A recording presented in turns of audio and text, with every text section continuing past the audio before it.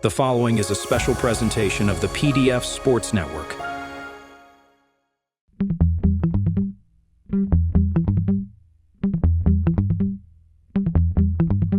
You know I'm right. The show that uncovers the origin stories for some of the biggest names in sports, entertainment, and media. Nick Durst here, and today I am joined by somebody who is in sports, he's in media, so he's going to be a great guest for us today, right in our target demographic. If you live in the New York, New Jersey area, chances are you have heard him or seen him. He's kind of unavoidable. He pops up on all the networks around here. And proud to welcome in right now our guest, Dan Graca. Dan, welcome to the show. Nick, thanks for having me. And yeah, I live in the New York, New Jersey area, so I fit the demo perfectly. I guess I'm the right choice. Absolutely. So you are from Hillside, New Jersey. So local guy, like we mentioned here. That's what right. What was your childhood like? Did you play a lot of sports, and was there any sort of teams that you gravitated towards more than the others? Yeah, I mean, I played all the sports growing up. Baseball, soccer, basketball, mostly. No organized football, believe it or not, because none of the schools that I went to, whether it was grammar school, high school, none of them had a football team. So no organized football, even though I would probably say that football is my, favorite sport. Mm-hmm. Ironically enough, I never played it though. But yeah, just like any other kid, played sports into high school. What did I do? I played baseball and soccer in high school. And yeah, just unfortunately didn't have what it took to become a professional though. Yeah, absolutely. It's most of us there. And from there, you end up attending Rutgers University. Did you know going into school that you wanted to pursue a career in sports broadcasting? Likely, yeah. Obviously just because it was a big part of my life growing up, not even just playing, but of course, following and being a fan and just really kind of being absorbed. I mean, it's so much easier when you're a kid and you don't have the, real life responsibilities that we do now as we get older, of course. And, even my friends now from time to time, we always talk about things that, we would obsess over and so many other things in sports related that we would be able to keep our eyes on growing up as kids. But now you just don't have that opportunity. Like as you get older, you can equate it to almost like the dinner plate. And as you get older, there's things you have to like push off the plate. There's only so many things you could fit onto it. And, you're not able to be as absorbed and to watch every single game maybe that you did as a kid. But, now that it's my job, of course, you have to keep one eye on it and, a pretty good focus. But yeah, I mean, it was a big part of my life growing up. So when I went to school, I figured that, yeah, that was probably something that I would like to pursue. As the old saying goes, if you do something you love, you don't have to work a day in your life. Absolutely. So you're around that time, where you're in college there, basically football team, not great. You guys got Todd Frazier, so he was kind of like the big man on campus, I'm sure. But then, football team got good under Schiano. Then it went through some bad times here. So as an alumni here, are you excited about the future of the program under Schiano again? Absolutely. Yeah. I mean, because, when he came back a couple of years ago, I mean, it was low as it could possibly be. And, kind of the bottom feeders of the Big Ten, laughing stock. I mean, really, and really just non-competitive. I mean, and to be quite honest with you, I mean, it was almost like JV versus the varsity. But, it's funny because, when you look at the football program, like when they finally had their peak under Schiano the first time, like in 05, 06, like I was already done. I was already out of school. Yeah. Like, I mean, when I was there, they were bad. I mean, the football team was really bad. I mean, I was there, I remember me and my buddies joke about, we had like the student season tickets during the dreadful 0-11 and 97 season under Terry Shea when they were still in the Big East. And they were just, again, non-competitive. And you wondered, would this thing ever turn? And Schiano's first couple of years, it wasn't all that good. They were taking their lumps and they still had to build the culture and really sell the program to the state of New Jersey to be able to attract recruits and all those things. So then when it finally started to turn, even though I wasn't there, of course, I basked in it and, really, really took some pride in it. Kind of like the way it's been with the basketball team for the last few years. I mean, I could not be more pumped at just what, Steve Pikiell's done to this basketball program the last few seasons. And I've got a chance to know a couple of the players. And it's, for people that went to the school and really, developed this passion for the program, for the school, it's nice to see that they're getting that appreciation on a national stage because they deserve it. Yeah, absolutely. Rutgers, big turnaround here, finally getting their footing in the Big Ten, which was a big big money move, but also. And it's a no-brainer, you know, Nick, like when they were getting beaten up, and there was a lot of lean years, as we talked about, right? Whether it was football, basketball, and they were, you know, at the bottom, people would always, oh, why did they join the Big Ten? Big Ten never should have. It's a no-brainer. Like you said, I mean, money makes the world go round. It was a no-brainer to join the conference. And now you're starting to see some of the results on the field and on the court. And, you know, hopefully it continues that way. Yeah, I'm very confident that Shiano's going to get them to be a consistent top 25 team, just like the basketball team has been. And, you know, there's a lot of great players in the state that always head to the South. So might as well keep them in the state. Absolutely. I mean, it's, you know, New Jersey, you know, this area, New Jersey, New York. I mean, it's a fertile recruiting ground. It really and truly is. And he's done a good job keeping the football players in state because, you know, a lot of, I mean, any kid that age, I don't care if you're an athlete or not, if you're just any old student and you don't play sports, you know, the college experience, people want to go away from home. They've waited, you know, 16, 17 years of their life. They want to go be on their own. They want to make new friends. They don't want to be under parental supervision, that type of thing. So I get it. And that's going to be the trick to try to keep these kids at home. There's a lot of really talented players in the state of New Jersey. All it's going to take is for, you know, the next Ray Rice to attend the school, see somebody who goes to the pros, and going to be golden. So well yeah, and he's been able to, you know, nail down a couple of, and you know, these recruiting rankings are always so arbitrary because we never know how they're going to develop. But I mean, he's had top 35 recruiting classes nationally over the last couple of years, and that's a good place to start. It really is a good place to start. No doubt about that. And the school, you know, a lot of these players going to Rutgers probably not going to the pros, but you're getting a great education there, and there's great stuff for you when you were there. Did you do any internships?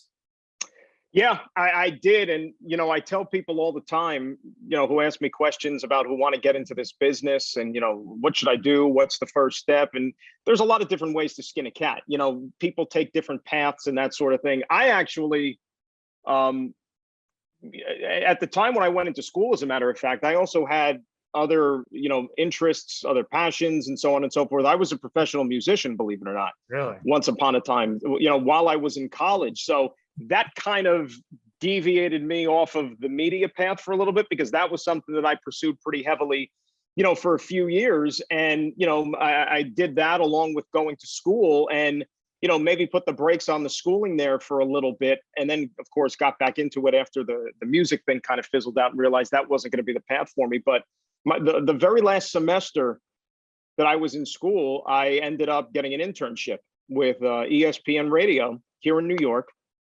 And that really set everything up. And I tell people to this day, like, the most important thing for you to break into this field, if you're serious about it, is get that internship, because it's all about not necessarily acquiring and developing the skills that you need to be able to do this, you know, on a full-time basis, but it's about making the connections. It's about networking, because that's what this thing really is all about. It's who you know, the relationships you develop. So for me to be able to get my foot in the door, I mean, when I interned, right, I interned in the promotions department. Like, it had nothing to do with production, it had nothing to do with on the air, behind the scenes. This was the promotions department. We would go to different events and different games, and we would hand out flyers and magnets and koozies and, you know, whatever the heck it was to promote the station. But along those few months, you get introduced to people that work at the station. You express to them that you want to do that one day. And then from there, once my internship was finished at the end of that semester, they needed somebody to screen calls on Thanksgiving morning. And here I am, like, I'll do it.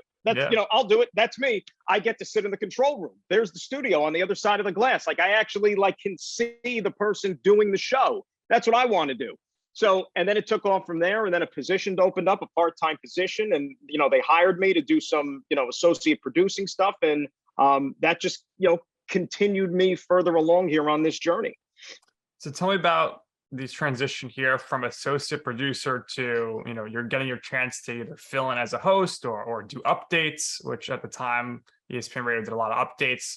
So tell me how you'd be able to do that. Were you constantly in the program director's ear, like, hey, I'm available, I'm here? Or is it just where you're in there all the time and they're like, hey, Dan, you want to try this out? We have a fill-in shift or something like that. Well, it was tricky, I'll be honest with you, because, like, obviously, you know that you didn't want to do this. Like what you were doing right now, you didn't want to do that. But at the time, that's what you were doing. And you owed it to everybody that you worked with to do the best job you can, because they're doing their job and you have to do yours. But yeah, they knew, and I would express it to them that ultimately I wanted to be on air. So I would probably say that it took maybe a couple of years Mhm. before I got an opportunity to do some on-air stuff. And it was, I want to say New Year's Day, one year that they needed somebody to, do an update shift, and boom, jumped at the opportunity. And it was rough at first. I think back to how, nervous I was at the time, at least for the, the first few. And I'm sitting here saying to myself, boy, I hope they just don't come in, like with the hook and pull me off Yeah. the air, because, I knew that it was an adjustment period, but, you got a little bit more comfortable. And then there were a few more opportunities to do the same thing that opened up. And, then we came to a point where they realized, okay, he doesn't really want to do the behind the scenes stuff anymore. Let's give an opportunity to grow a little bit more on the air. So then they let me do some like on-site reporting, covering games, filing reports from, different events and so on and so forth. And I did that. And then I guess it was, a few years on where, for the time being, we went our separate ways, and I landed over doing sports updates with 1010 Wins, which was a heck of a lot of fun and great experience. I mean, that's one of the most listened to stations that we have in New York City, and it's an all news station, but, people are still listening, of course. And so that was a big responsibility doing that. And then got my foot in the door there at Sirius XM to begin doing updates that they had over there as well on the NFL radio channel. And the relationship with them still continues to this day, believe it or not, of course, in a different capacity. But yeah, it's little by little different doors opened up. And, as the opportunities present themselves, you try to make the most out of them, and been doing it ever since, I guess. So you do a lot of work with Sirius still.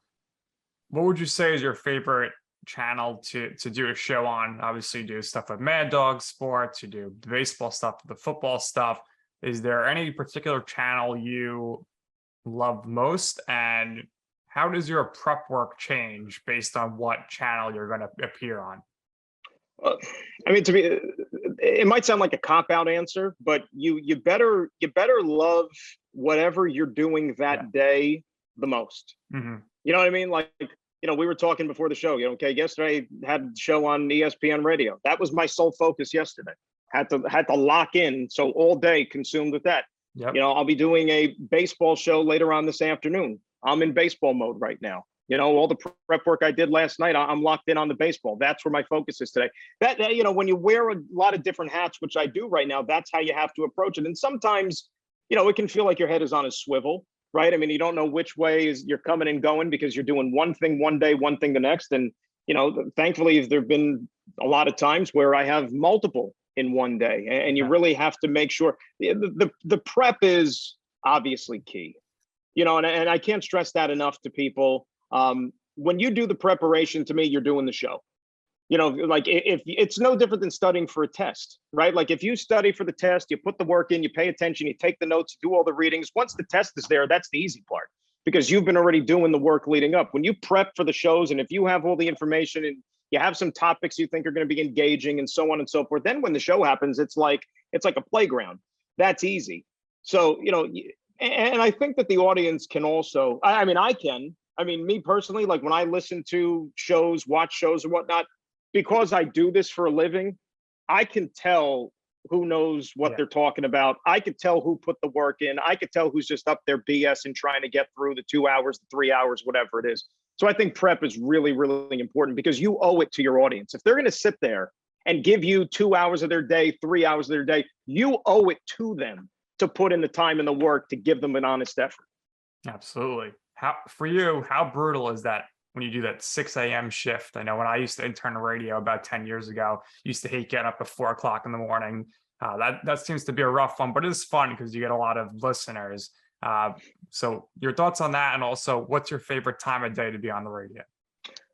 I'll be waking up at 4 a.m. tomorrow, as a matter of fact. So, I'll experience it again firsthand. Yeah, I mean, it's an adjustment, right? Because nobody's waking up at 4 a.m. unless they have to. Right. But I always try to make the best out of it. You wake up early, you do the show early, like you said, it's in the morning, it's the drive. You think people are up and out and whatnot, and then it's done early, right? Then you have the rest of your day in all likelihood. You can enjoy, and it almost, to me, whenever I do like an early morning thing, it almost feels like I cheated the day and I didn't really work.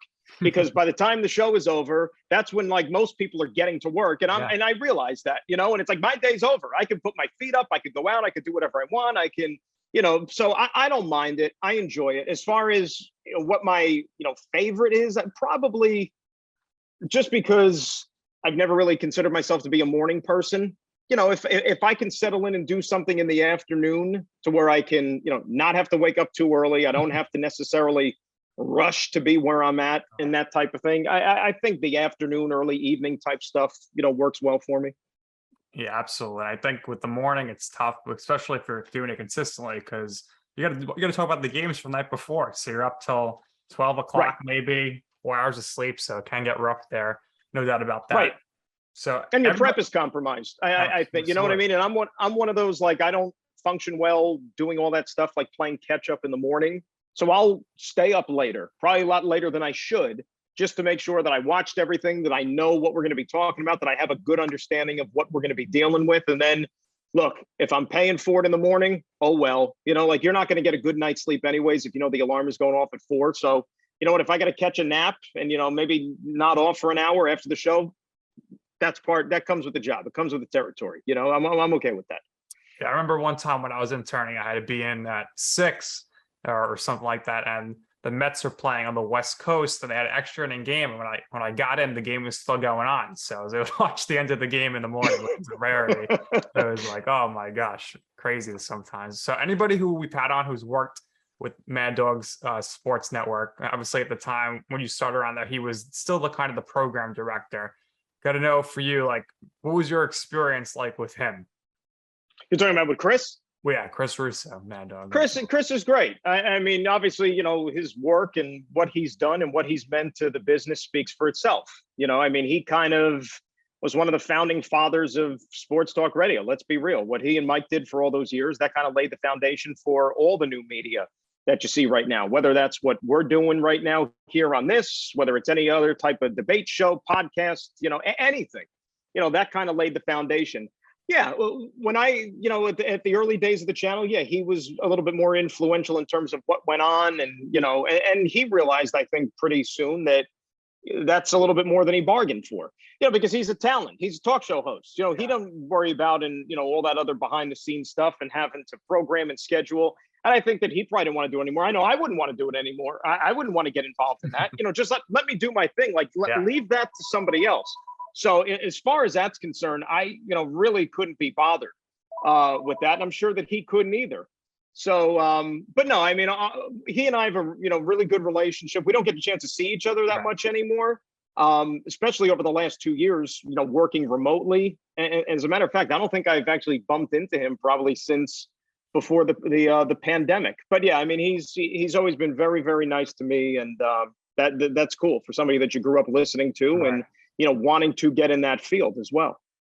No doubt about that. So how did you end up with SNY? What was the process there for you to get either an audition or some tryout shows? And for you, any worries or concerns about doing TV? You've been doing radio for so long, and now you're like a totally different ball game here, being on air with the camera in your face.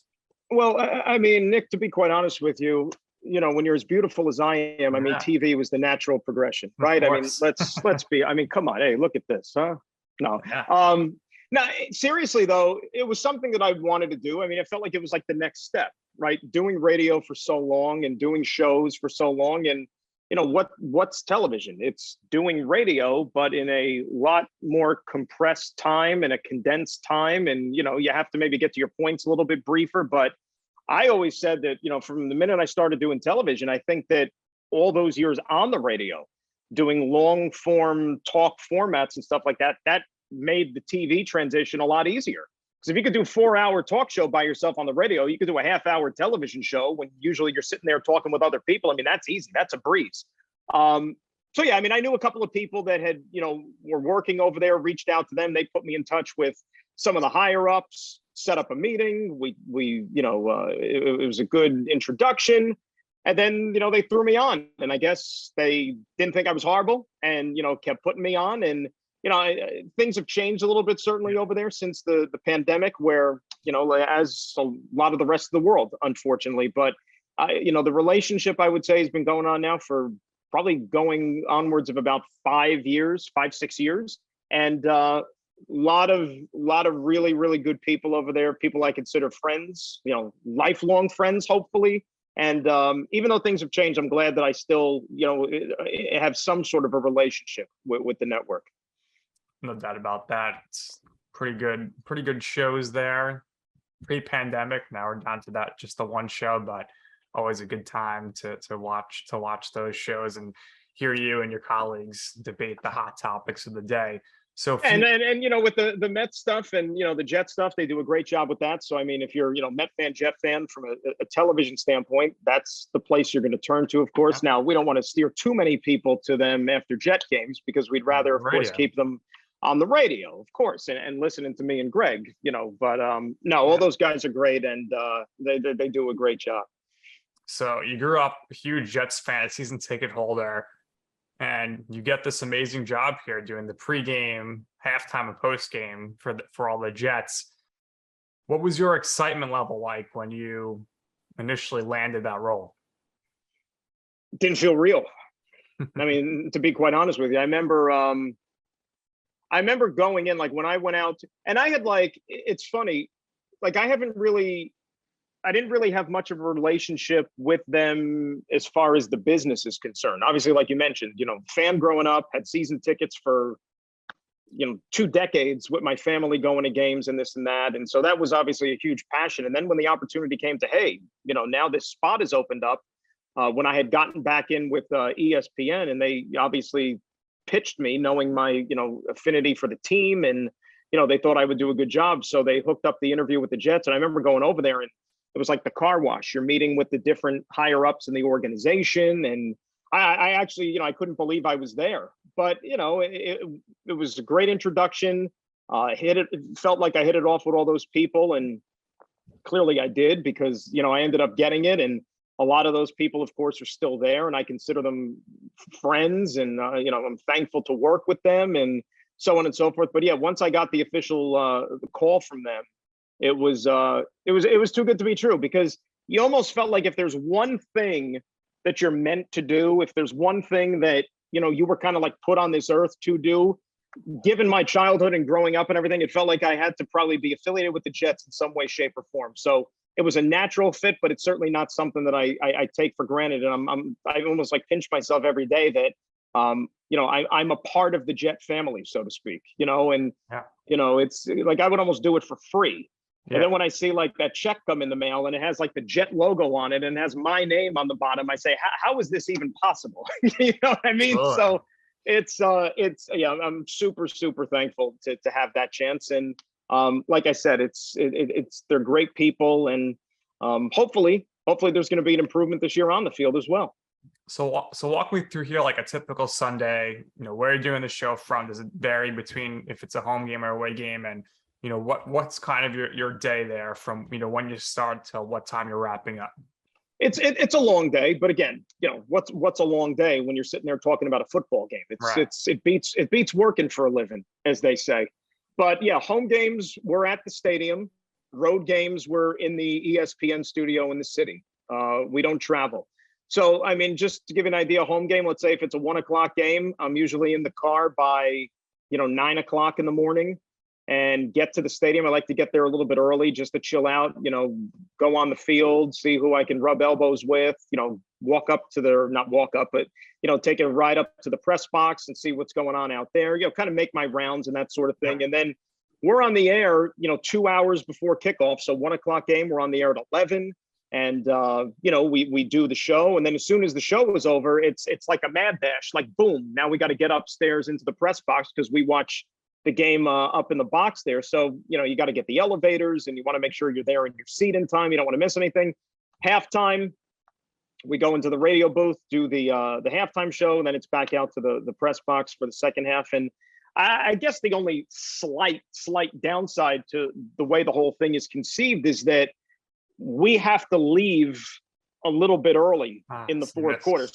So if it's a real tight game, you don't want to miss any of it. But probably with maybe like 2-3 minutes left on the clock, Greg and I got to hit the elevator get all the way downstairs, and then begin our march to the coaches club to set up for the postgame show. But we're walking kind of like in the bowels of the stadium. Yeah. There's really not too many TVs around, and we're basically just judging by like the crowd reaction. And then like once we get to maybe one of the tunnels, we'll like peek our heads down and see like what happened, or because if it is a close game, you just want to make sure that you know what happened. So when you go on the air, you're prepared and you can discuss it. But yeah, we get down to the coaches club there in the stadium where all the fans are chilling out watching the game, and 2-hour post-game show afterwards. And the good thing is when we're done, you leave the stadium, the place is deserted, parking lot's empty. You don't got to worry about traffic going home. So yeah, for most 1 o'clock games, I'm usually in my driveway, maybe somewhere around 6:30-ish, maybe in that ballpark. It's a long day, but hey, we're watching a football game. So there's worse things to do for sure. So pregame wraps up, make that dash up the elevators to the press box.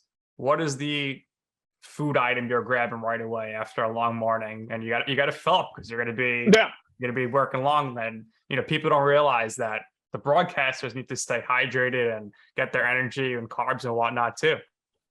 Just like now, as a matter of fact. Yeah, sip that water. That's it. Believe it or not, they as I said, we're spoiled. And the people over at the stadium, I always say, like, a lot of the workers and the people there that we interact with each week, that's almost like a family. That's like our Sunday family. And they take such good care of us. They really and truly do. I mean, and one of the gentlemen, as a matter of fact, he's a good friend of mine. I just ran into him a couple of weeks ago at a concert over at MetLife, because he runs, he's not just for the games, he runs everything for every event there. And so they take care of us really, really well. They'll send some food over, whatever they're cooking up in the clubs, in the different, suites and this and that for some of the patrons on game day. So yeah, it's not one thing specifically. It's like a surprise, whatever they send over, but they take real, real good care of us. And like I said, we're so spoiled, just, how good we have it. And you're not going to hear too many complaints from me. That's for sure. Perfect. So how, in your tenure here, obviously the Jets, they haven't been too great.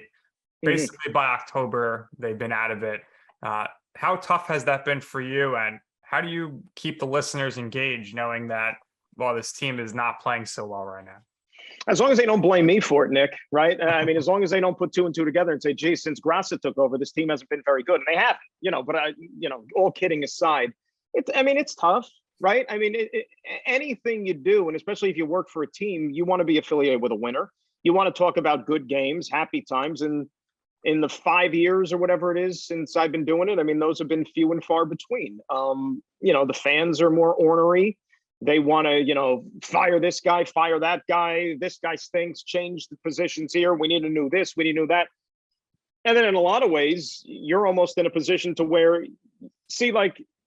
we all grew up as fans.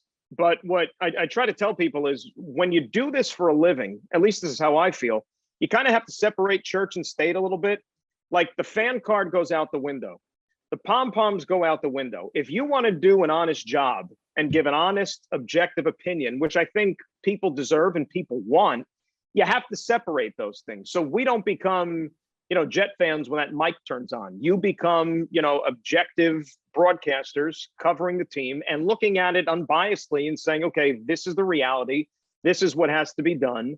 And you have to be a little bit more rational than the fan is, right? Fan is short for fanatic. So they are going to be going crazy at all times, but you can't do that. You have to be able to walk that line. And I think that, we've done a good job of mastering that. And I'm not one of those like screaming, yelling type of guys anyways. Like I try to keep it even keel because you're doing a disservice to yourself. And then I'm not going to be able to do my job as well as I have to do it if things get crazy. So yeah, you just have to be level-headed about it. And look, do I hope that they turn it around? Absolutely. Do I, envision and dream about maybe making the playoffs one day in the near future and we would actually get to go to the playoff games and, even showing up to the stadium and talking about big games in the month of December, late in the season? I mean, that would be fantastic. That's why you do this. That's why you want to get into this type of job here. So hopefully those days are approaching a lot sooner. I have a lot of faith in the people in charge. I mean, you look at the work that they did this offseason, improving the roster. It's a heck of a lot more talented on paper. But games aren't won and lost on paper. You got to go out there and do it on the field. So I think a good part of the post game show is definitely when you go to the callers. So is it true that Ira in Sun Island calls up at halftime? Because it seems like he's always the first person you guys go to right when the call is up. No, he doesn't call up at halftime because they won't answer the phone. They only start answering because I can see the program on my little iPad that I have there with me. No, they all wait till the game is over, of course, before they get in. And look, Ira's a good fan. He's dedicated. He's devoted. He bleeds green, if you will. That's his seems like his life obsession. And you appreciate that. What I like about Ira too, he's pretty even keel and he's pretty rational about the whole thing. Like he's not one of these just outrageous, like we talked about a little bit earlier type of fans. Yeah, sure, he's disappointed when they don't do well and he just wants them to win. But I can appreciate the passion certainly because once upon a time I was that kid, living and dying with the team and just like obsessing over it constantly. And it takes a toll on you. It certainly does. Absolutely. So let's say hypothetically here, either Sirius or ESPN came to you and was like, "Hey Dan, we need somebody to fill in doing play-by-play here." Is that something that you would be interested in? And if so, what sport would you think you'd want to pursue in that path? I actually called one of the Jet games last year. Yeah. As a matter of fact, the game against the Jaguars. And it's funny because I had gotten an opportunity to do a couple play-by-play things like with the Jets. There were a couple of opportunities maybe for like 10 minutes or something like that at the end of the half when they had ceremonies and Bob had to run downstairs, with the 2-minute warning to MC the halftime ceremony. And that's going to happen again this year because we have a few Ring of Honor inductions. But Bob fell under the weather leading up to that Jaguar game. And they called me like a couple of days before and they said, "Hey, how would you like to call a game?" I said, "Would I?" Because, just in the, and it's funny, getting into the business growing up, that really wasn't something I ever had designs on doing play-by-play. I just didn't. I always just was more about, the opinions, the talk show, that type of stuff. But the little flirtations I had doing it, I started to develop. I was like, boy, this is fun. And more importantly, it was a deviation from the same thing that I had been doing for the last, 15 years or however long it's been. So, I got the itch, as they say, and, to have the chance to call a full game, it kind of just fueled the passion a little bit more. So, absolutely, that's certainly something that I'm more than open to doing moving forward and maybe even pursuing. Wink, wink. You know what I mean, Nick? To see if some of those chances could pop up around the corner as well in other ventures. But yeah, I think it's great. I think it's a lot of fun, and because it's about the game. All that other stuff you block out. You don't have to worry about opinions and callers and fans and all that. It's just the game. It's you, the game, and telling people what's happening in the game. And I dig that. All right, we'll see. I mean, Commissioner Manfred said he's looking to expand the baseball team, so could be some openings there for you. There you go. Never know. See what happens. So for you in your career, what would you say is your I'm right moment? So what I mean by that is a time where you wanted to pursue something. You ask somebody for advice. They say, "You know what, Dan, I don't think that's going to work for you. Don't do that." And you said, "You know what? I'm going to do it anyway." And ultimately, you will see why it is that I'm right. Well, that's a good question. I don't know if there was one specifically. I mean, what I could say is that if you don't have any confidence or belief in yourself, and what you bring to the table, then you're not going to get very far. Because the way the industry is, unfortunately, it's not a meritocracy. It's not necessarily who's best, who's better than this person, who's had more experience. It's very, very subjective. It's very, very arbitrary. And that's why I started out by saying, that relationships are what really matter. And getting an opportunity to form these bonds with people, because that's when they think of you. And each and every different network, each and every different person in charge, they kind of go about their business differently. Like some people prefer this type of person, some prefer this type of person. So I don't know necessarily if there was something that somebody said, "No, you can't do it," and I'm right.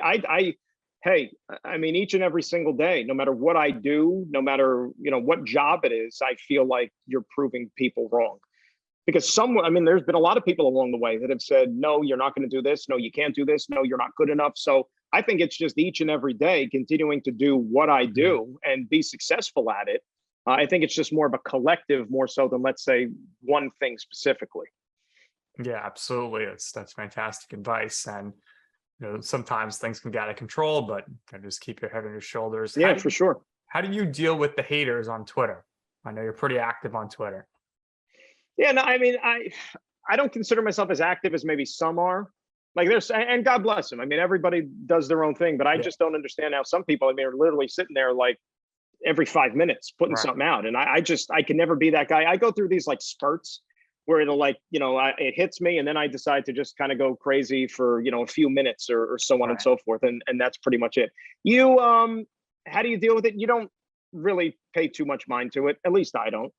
I've been doing this long enough that there's a lot of people that, like the old expression goes, they're haters more than Yep. anything else. And they wish they could be doing what you're doing. And that's really what it stems from more than anything else. And most of these people have, not had an ounce of the success that, you've had in your life, or, it's more probably stems from envy than anything else. Like they wish they could trade places with you in a second. And you just leave it at that, like it's no different than that previous question you said, like when people said you couldn't do this, it's very rare that people are going to go out of their way to tell you complimentary things. It's Right. just more going to be, how can I poke the bear and needle you and that type of thing. And the great thing about Twitter is that it's a nameless, faceless, outlet where you can just kind of bully people and get away with it and not have to deal with the consequences. Let's face it. Like half of the things that people write to you that are negative on social media, they would never actually come up and say those things to your face, because then they realize, oh, there might be consequences. So